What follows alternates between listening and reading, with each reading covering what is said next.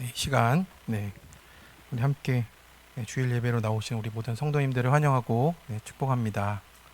네, 우리 앞뒤 좌우로 좀 이렇게 쳐다보시면서 한 주간 잘 지내셨는지 한번 인사 나누겠습니다. 한 주간 잘 지내셨습니까? 네. 날씨가 좀 쌀쌀해졌습니다. 아침 저녁으로 또 환절기여서 감기 있으신 분도 있고 참 고생이 많으신데 건강에도 좀 유의 잘 해주시고요. 우리나라에 이제 에이펙 또 열리고 하면서 이제 참 나라에 큰 일들이 있습니다. 그런 부분들을 위해서도 또 각 나라에도 또 좋은 일이 있어야겠지만 또 우리나라도 또 이 기회를 통해서 또 하나님께서 주시는 은혜대로 이 모든 부분들도 잘 열려갈 수 있도록 또 잘 살아보자가 아니고 또 복음을 위해서 하나님 열어주실 것들 또 열어달라고 또 기도하는 또 이때가 되었으면 좋겠습니다. 부르신 교회 성도 여러분, 오늘의 말씀의 제목은 말씀이 흥왕하여 세력을 얻으니라 라는 말씀입니다. 우리 인생에는 이제 말씀의 세력 또 내 삶에 또 생겨나는 이 세력들의 싸움입니다. 그래서 내가 말씀으로 살아가는가 아니면 내가 익숙한 것에 의해서 내 삶에 또 내 힘으로 살아가는 세력이 있는가, 이런 것들이 있는 것 같습니다. 상황은 여전히 바뀌지는 않고 우리도 우리의 모습 가운데 또 변해야 될 부분도 생기고 하지만 내 안에서 하나님의 말씀이 힘을 얻어야 그런 것들이 이제 새로워진다라고 하십니다. 오늘 본문은 그런 이야기입니다. 지금 바울은 3차 전도 여행을 하고 있습니다. 그래서 그가 1, 2차로 거쳐갔던 지역들을 재방문하고 있어요. 그리고 그 방문했던 지역들을 또 이제 믿음으로 강하게 세워가는 그런 굳건하게 세우는 과정입니다. 그래서 3차 전도 여행 중심에 보면은 그 중심에 오늘 나오는 이제 에베소가 나오는 거죠. 그래서 우리 사도 바울이 에베소서도 쓰고 그 중심에 있는 이 지역이 바로 이 에베소입니다. 그래서 에베소는 이제 상업과 문화가 발달했었고요. 군사적인 요충지입니다. 그래서 매우 중요한 곳이잖아요. 그래서 아주 큰 도서관도 있고 무엇보다 지금도 불가사의인 이 아데미 신전이 있었다라고 종교적인 중심지였습니다. 그렇기에 사람들은 눈에 보이는 능력 그리고 또 갖춰져 있는 이런 상업적이고 문화적인 것들 그리고 또 이 도시는 또 특별하게 마술과 주술에 깊이 빠져 있었다라고 합니다. 그래서 그 한복판에 이제 정말 보이지도 않는 정말 이 작은 말씀의 능력이 들어오기 시작한 거예요. 에베소에는 그게 절대 있을 수 없는 것이었는데 그것이 어떻게 됩니까? 결국 온 도시까지 말씀이 흥왕하는 역사가 나타났다라는 것을 우리 성경이 기록하고 있는 겁니다. 그래서 단순하게 말씀이 흥왕해서 세력을 얻었다는 게 교회가 커졌다 이런 말이 아니고 하나님의 말씀이 이제 거기에서 나타나기 시작했다라는 거예요. 그런 통치가 나타났다라는 뜻입니다. 그래서 오늘 말씀을 통해서 내 안에서 또 우리 교회 안에서 다시 한번 그 말씀의 세력이 일어나도록 내 모습을 돌아보면서 띵크해보고자 합니다.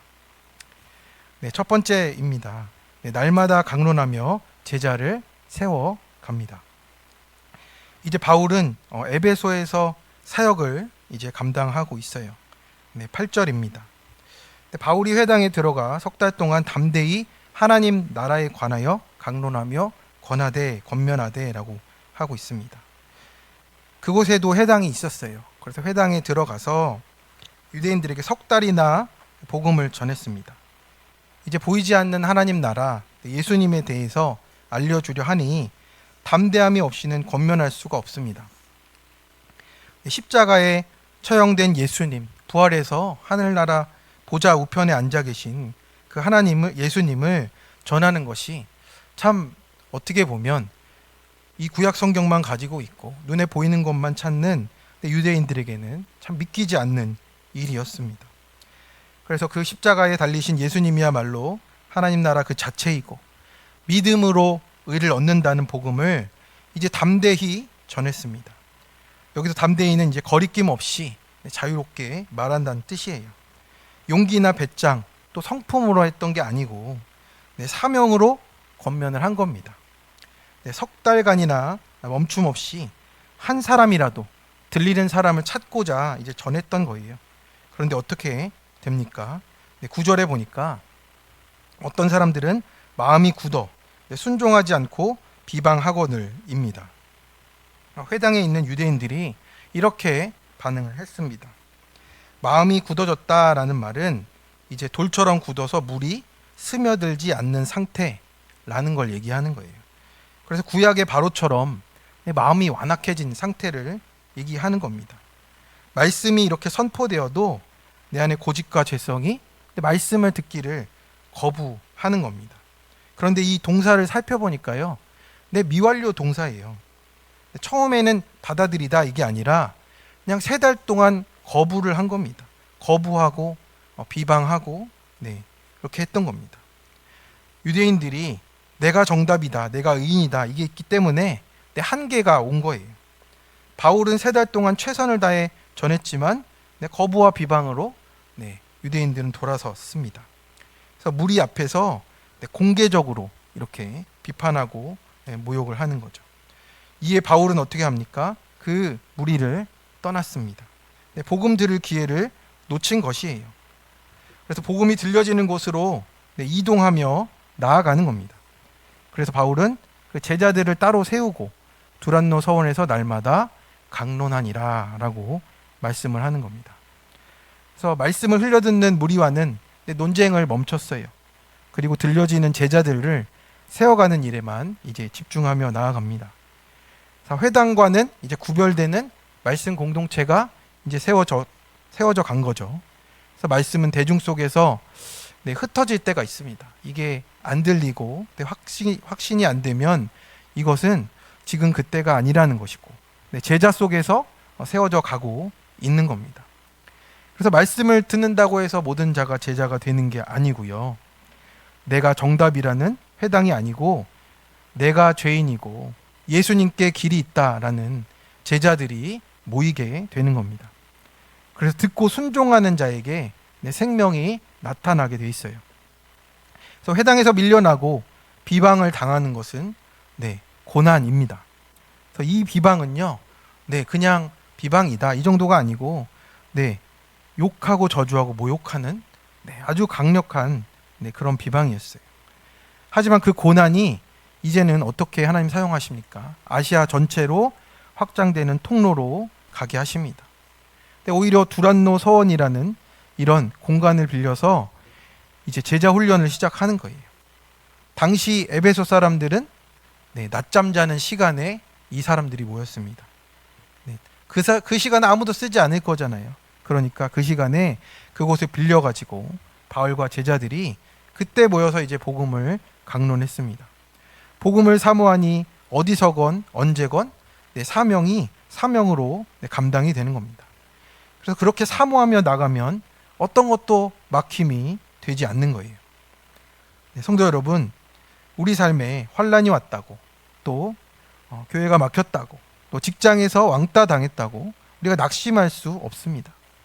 하나님은 한 길이 막히면 또 다른 복음의 문을 열어주시는 분이세요. 예수님을 믿는데 우리가 왜 고난이 없습니까? 고난 가운데서도 날마다 말씀을 붙잡고 큐티를 하며 내 죄를 고백하는 자리가 바로 나의 두란노 서원입니다. 그래서 여러분의 인생의 환란으로 흩어지게 된 사건이 무엇입니까? 그 환란 가운데서 복음을 전하도록 내가 두란노 서원에서 준비가 되고 있느냐가 중요한 겁니다. 그래서 내 생각과 내 판단으로 복음을 막지 않고요. 복음이 가는 곳으로 또 말씀이 가는 곳으로 우리가 흘러가야 하는 겁니다. 우리 앞뒤 좌우로 좀 인사했으면 좋겠습니다. 그 두란노 서원이 있으십니까? 그 두란노 서원이 우리 가운데 있어야 돼요. 말씀이 들리고 거기서 내 죄를 나누고 하면서 내 말씀으로 살아내는 그 훈련이 있는 겁니다. 성도 여러분, 이게 바로 초대교회의 신학교가 되었고 제자 훈련이 됐습니다. 날마다 말씀으로 가르침을 받고 말씀으로 삶을 세워가는 이 두란노 서원이 우리에게 있어야 되는 거예요. 하나님 나라는 그 말씀의 다스림을 받는 것이기에 근데 지금 우리가 하는 큐티와 다를 바가 없습니다. 매일 들어야 되고 순종함으로 그 뜻을 이뤄가는 이 훈련이죠. 10절입니다. 우리 10절의 말씀 같이 한번 읽어보겠습니다. 시작. 2해 동안 이같이 하니 아시아에 사는 자는 유대인이나 헬라인이나 다 주의 말씀을 듣더라. 아멘. 그래서 이 사역이 얼마나 지속되었습니까? 2해 동안입니다. 말이 2해이지 그 시간이 얼마나 깁니까? 저도 군대 생활을 2년 2개월 했는데 그 시간이 지나가는 게 참 너무 길더라고요. 근데 이 2해 동안 정말 날마다 그렇게 모였다라고 하는 겁니다. 그렇게 두란노 서원에서 에베소 전역에 복음의 불길이 퍼져나가도록 계속 불을 지핀 거예요. 이것이 성령님의 응답이잖아요. 회당은 그렇게 막혔지만 이제 우상과 마술의 도시에서 지금 말씀을 다 듣는 그런 사역이 나타나고 있다라는 거예요. 그런 상황이 나타나고 있는 겁니다. 이게 너무 놀라운 일이 아닙니까? 우리도 마찬가지입니다. 그 양이 많다, 사람의 숫자가 많다 이게 아니라 우리에게 말씀이 들려지는 게 또 하나님의 응답인 줄을 믿습니다. 그게 놀라운 일이고 그것을 통해서 하나님은 그 역사를 계속 우리 가운데 또 우리를 통해서 이루어 가신다라는 겁니다. 그래서 우리가 여기서 주목할 단어는 무엇입니까? 날마다입니다. 날마다가 중요해요. 말씀을 날마다 먹는 사람은요, 상황이 변하지 않아도 인생이 변해가요. 성도 여러분, 하루에 한 번이라도 말씀을 듣고 생각하는 자리에 앉으시기 바랍니다. 그 자리가 내 인생의 두란노 서원이 되고 날마다 큐티, 기도, 또 나눔은 나에게 최고의 세력이 되어준다라고 말씀하십니다. 그래서 두란노 서원도 날마다 사람들이 말씀 듣고 기도하며 내가 죄인인 공동체가 되니까 그 습관이 세력이 되어서 하나님은 이 최고의 세력을 쌓아가도록 하셨습니다. 적용 질문이에요. 지금 나는 말씀이 들리고 있습니까? 마음이 굳어지고 순종에서 멀어집니까? 날마다 큐티하는 두란노 서원이 내 삶 속에 있습니까? 내 생각과 달리 막힌 것 같아도 열려진 길로 복음을 전하며 제자를 세우고 있습니까? 두 번째입니다. 복음의 손이 되어 놀라운 능력이 나타나게 하십니다. 그렇게 이 2해 동안 두란노의 사역이 이루어지게 하시는데 그 가운데 하나님은 계속 일하고 계십니다. 11절입니다.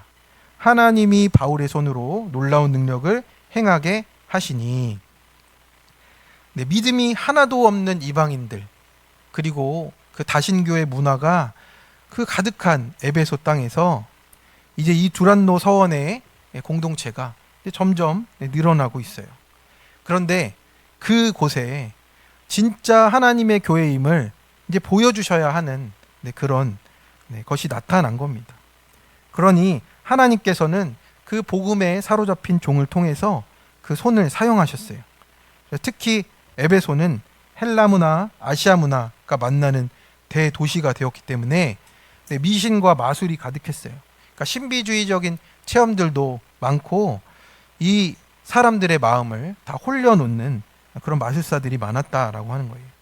그래서 유대인 마술사도 있을 정도라면 그것이 얼마나 큰 문화였고 그런 흐름이었는지를 보게 되는 겁니다. 여기서 놀라운 능력은 어떤 뜻이냐면 직역을 하면 이렇습니다. 일반적이지 않은 기적들입니다. 그러니까 바울의 손을 통해서 일반적이지 않은 기적들이 나타난 거예요. 보통 수준이 아니고 특별한 하나님의 개입이 나타났다는 뜻입니다. 그래서 바울의 손수건이나 앞치마를 가져다가 병든 사람에게 얹으니 병이 떠나갔고 또 수건을 얹으니 악귀가 떠나간 겁니다. 바울이 장막을 만들며 땀을 닦을 때 썼던 손수건이고 또 일할 때 장막을 만들 때 썼던 앞치마까지도 하나님의 치유와 귀신을 쫓는 능력이 나타나게 하셨어요. 그러니까 그렇게 놀라운 일들이 나타날 때 또 복음이 증거되었다라고 하는 겁니다. 중요한 것은 무엇입니까? 바울의 손을 통해서예요.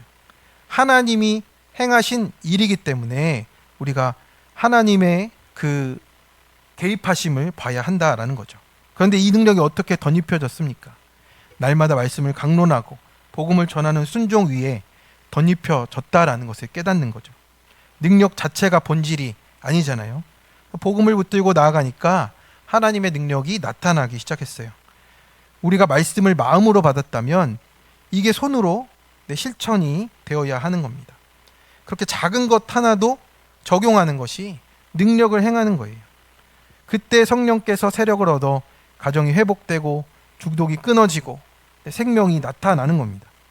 그게 멀리 있는 것처럼 우리가 생각할 수 있습니다. 하지만 우리가 그 손을 뻗쳐야 하는 겁니다. 게임만 하고 방에서 안 나오는 아들, 방을 치우는 손이 돼줘야 되고, 또 사고친 자녀, 또 사고친 남편, 사고친 우리 가정, 뒤통수 치는 게 아니고 손을 잡아주는 손이 돼야 되고요. 끝까지 붙잡아주는 손이 되어야 한다고 말씀하시는 겁니다. 이게 진짜 능력인 겁니다. 그래서 이 능력이 언제 나타나야 됩니까? 언제 나타나야 될까요?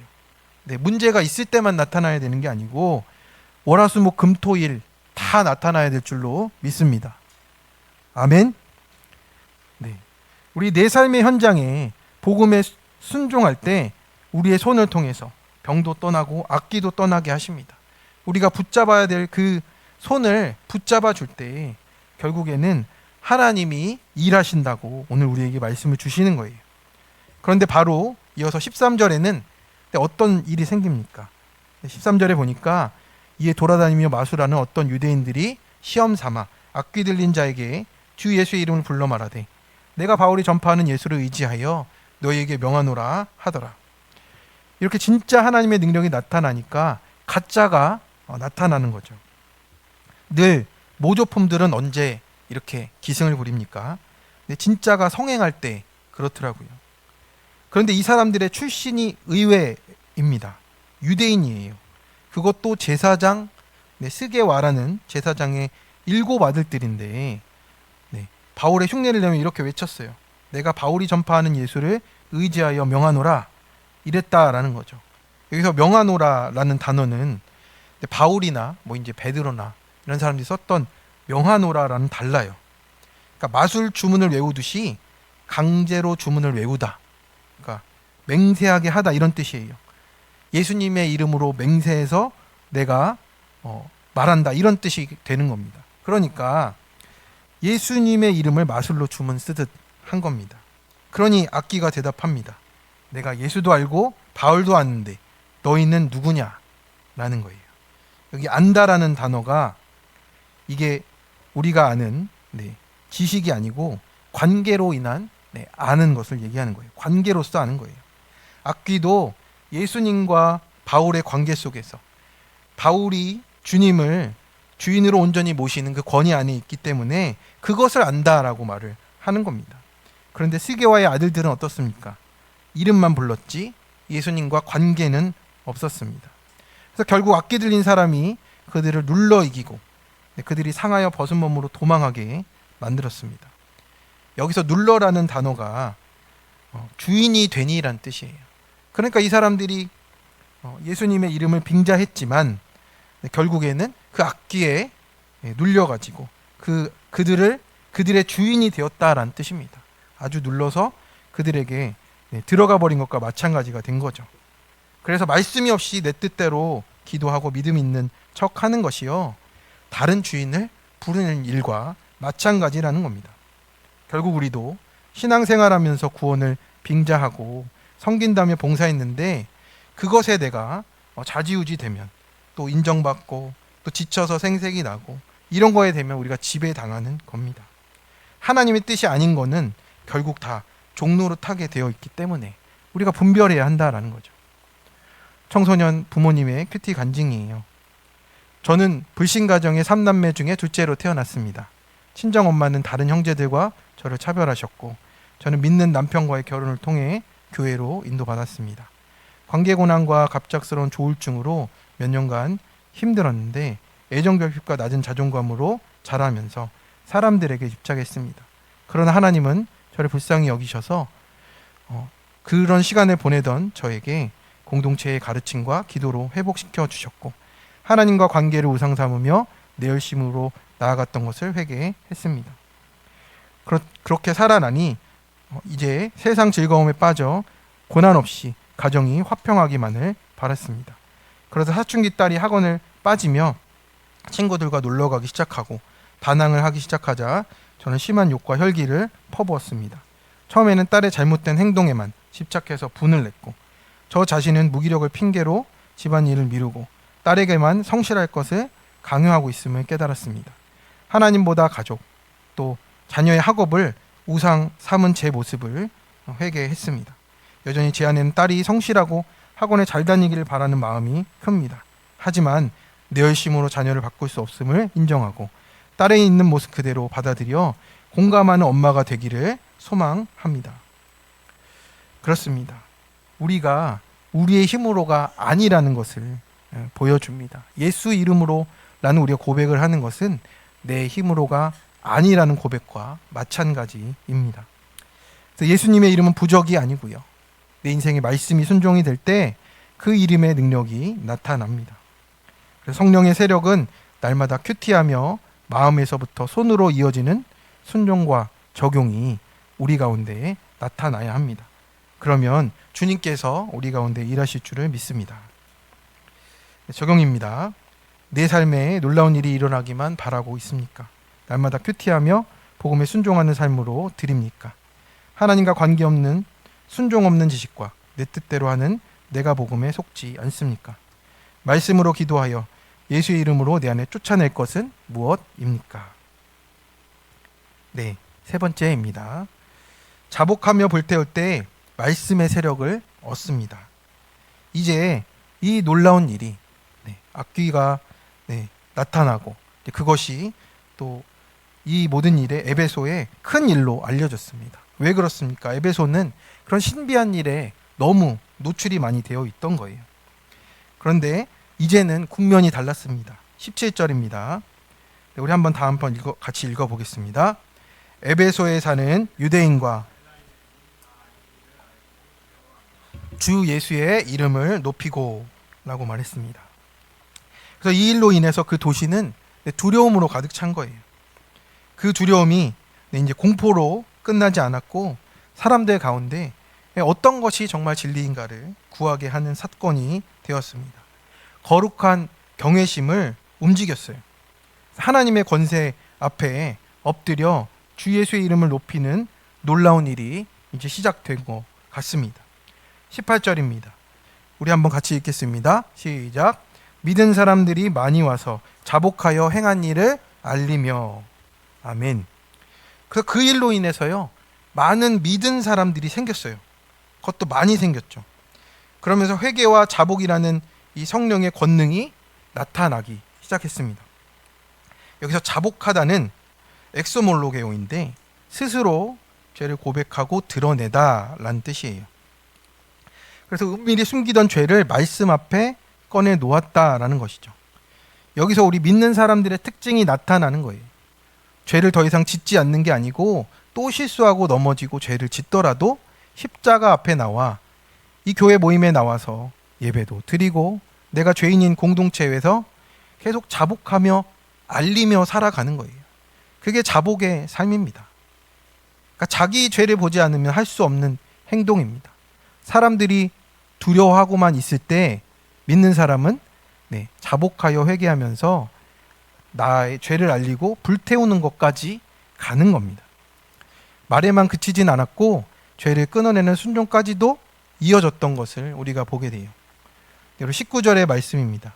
또 마술을 행하던 많은 사람이 그 책을 모아가지고 와서 모든 사람 앞에서 불사르니 그 책값을 계산한 즉 은 5만이나 되더라 라고 합니다.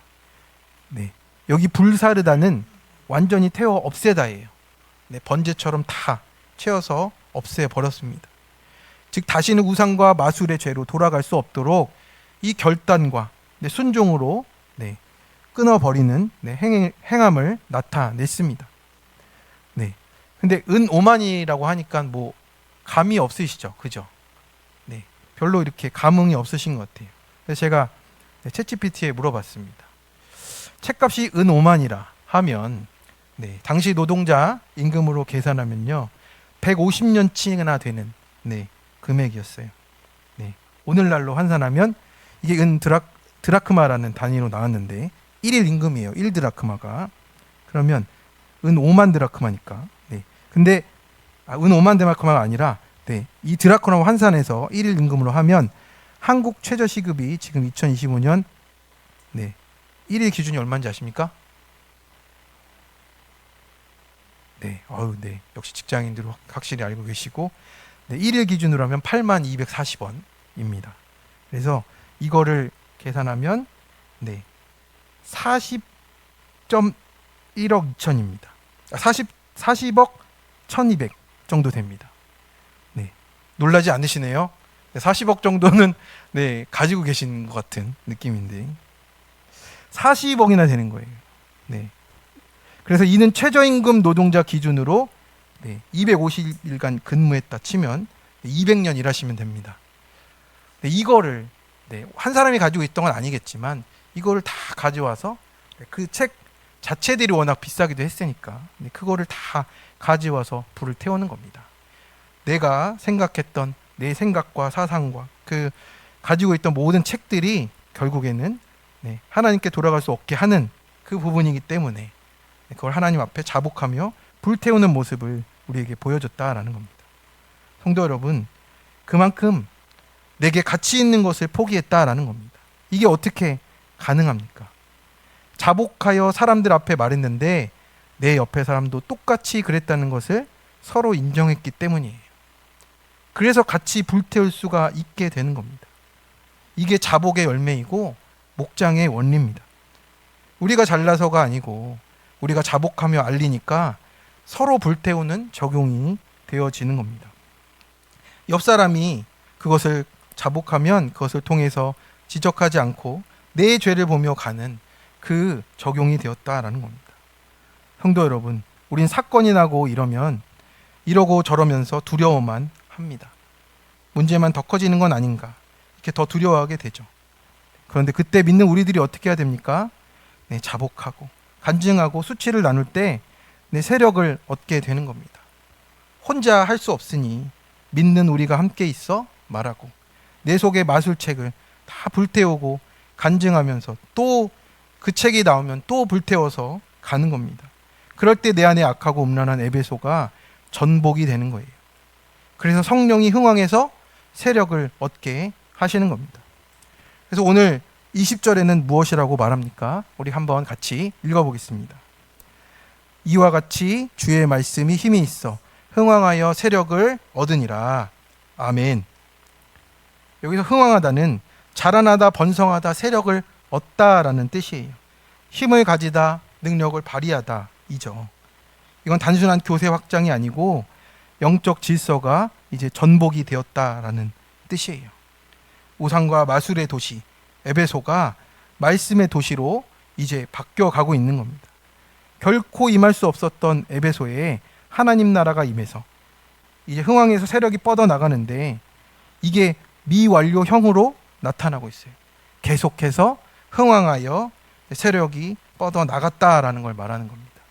또 우리 삶 속에서도 계속 이렇게 하나님 나라가 이루어져 가야 한다라는 뜻입니다. 멈출 수가 없는 거예요. 그냥 그렇게 계속 우리는 여전한 방식으로 살아내며 말씀이 흥왕하도록 우리가 하루하루 살아간다라는 겁니다. 그런데 그 출발이 어딥니까? 내가 죄인임을 아는 바울부터 시작이 됐어요. 그래서 그 바울이 두란노 사원에서 하나님 나라를 전파하면서부터 말씀에서부터 출발하게 하셨습니다. 작년부 큐티 간증입니다. 제가 돌이 되던 해 어머니는 류머티스성 관절염 진단을 받으셨습니다. 그때부터 저희 가족은 어머니가 낫기 바라며 신앙생활을 시작했습니다. 하지만 어머니는 갈수록 병세가 약화되고 식물인간처럼 누워만 계셨습니다. 당시 저는 10살밖에 되지 않았지만 동생을 보살피고 어머니를 간병하느라 일찍 철이 들었습니다. 어머니를 대신해 모든 것을 감당하는 저 자신을 자랑스레 여겼고 마음이 굳어 남을 판단하고 정죄했습니다. 그러다 인공관절 수술을 받은 어머니가 걷게 되면서 저희 가족을 큐티하는 공동체로 인도하셨습니다. 그곳에서 저도 주의 말씀을 들으며 하나님을 인격적으로 만나게 됐습니다. 결혼 후 자녀를 낳고 키우다가 첫째가 10살이 되었을 때입니다. 저는 너무도 작고 어린 아들을 보며 어린 시절의 제 모습이 떠올랐습니다. 그러면서 그때 내 힘으로 감당했다 생각한 모든 것이 하나님의 은혜였구나를 깨달았습니다. 그리고 연약한 가족과 주변 사람들을 판단하고 정죄한 것을 회개하게 되었습니다. 내 힘이 빠지고 편안하게 있는 모습 그대로 나와 다른 사람을 바라보게 되자 표현에 서툴고 감정을 억눌러 온 제게 놀라운 변화가 생겼습니다. 권위적이고 무섭게만 느껴지던 아버지를 처음으로 수줍게 안으며 감사하다고 말하게 되었습니다. 그런 제게 큰 아이는 엄마 얼굴이 달라졌어요 라고 했습니다. 이렇게 제 안에 주의 말씀이 힘이 있어 흥황해지니 하나님이 그동안 새 자녀를 양육하느라 바쁘다고 핑계대며 미뤄온 가정예배도 회복하게 하셨습니다. 남편과 함께 크고 작은 사건을 말씀으로 해석하며 믿지 않는 가족이 구원받도록 눈물로 기도하게 하셨습니다. 오랜 시간 원망으로 마음이 굳어있던 제게 찾아와 주신 하나님께 감사와 찬양을 올려드립니다. 적용하기 남편과 자녀들에게 굳은 말보다 공감의 언어를 쓰겠습니다. 새 아들과 큐티한 내용을 나누고 일주일에 한 번 이상 가정 예배를 드리겠습니다. 네, 우리 가정들의 모습이지 않습니까? 우리가 갖고 있는 우리의 굳은 모습들, 그런 표정들, 그런 모든 것들이 우리 하나님 안에서 말씀이 흥황할 때 우리를 변화시켜 주실 줄로 믿습니다. 네, 우리 앞뒤적으로 이렇게 인사하겠습니다. 얼굴이 달라지셨어요. 네, 한번 해주시겠습니다. 네, 얼굴이 달라지시길 바랍니다. 네, 표정부터 바꾸시면 또 하나님이 역사해 주십니다. 성도 여러분, 말씀이 흥황했다는 것은요, 우리 일이 다 잘 되고 통장에 돈이 많이 쌓이고 교회가 건물 올렸다 이런 이야기가 아니에요. 내 죄가 드러나고 그 죄를 버리기 위해 물질적, 정신적 손해를 다 감수했다는 얘기입니다. 내 판단, 내 감정보다 하나님이 옳기에, 그 말씀이 옳기에 아깝지만 내가 가진 죄악의 책들은 다 불태우는 겁니다. 지금 우리에게 불태워야 될 오만은 무엇입니까? 그 오만은 무엇입니까? 끊지 못하는 것, 숨겨놓은 분노, 남을 향한 정죄의 마음들, 이기적인 우리의 생각들, 내 기대와 바램들, 이 모든 것들이 내가 써놓은 책들입니다. 그 책들을 우리가 불태워야 하는 겁니다. 이것이 어떻게 가능합니까? 말씀의 힘이 있다는 거예요. 주의 말씀의 힘이 있어서 세력을 얻으라고 하시는 거예요.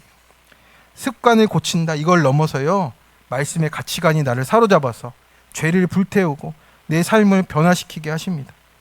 우리 부르신 교회 성도님들의 삶 가운데도 자복하고 죄를 불태우며 말씀의 힘이 흥황해서 이끌어 가시는 붙들린 인생 되시기를 간절히 축원합니다.